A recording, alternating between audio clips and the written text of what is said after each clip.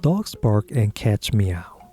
Even though animals lack the language gene, they can still make simple calls to communicate with others.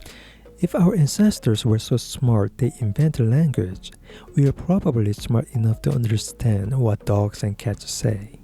However, most of the time, we don't know what they are trying to communicate when they make sounds. But when we speak to them, they seem to understand us a lot better. Why is it that animals understand humans more than we understand animals? Well, it's because we tend to comprehend things mostly through language. If animals don't have the language faculty, communication with them is rather difficult for our species. But what about Neanderthals? Did they have language? If they didn't, how did our human ancestors interact with the subhuman species? Well, so far we have found no indication that Neanderthals had language, but they had enormously big brains, so they were probably very intelligent in some way, maybe even more intelligent than Homo sapiens. The volume of a typical human brain is around 1300 cubic centimeters, whereas a typical Neanderthal brain was somewhere between 1400 to 1800 cc.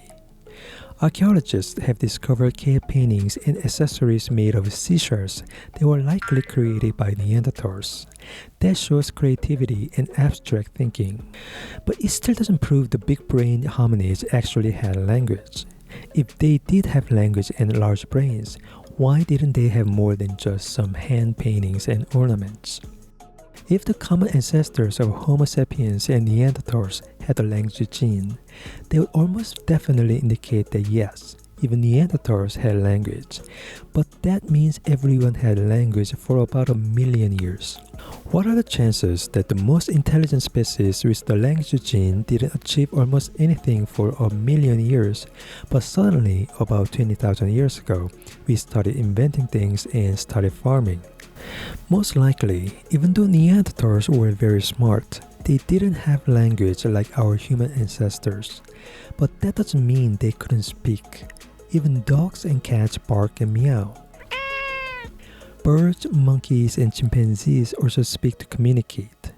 So our ancestors probably had no problem talking to Neanderthals in simple manners. And that is why many of us today still possess a few percentages of Neanderthal DNA.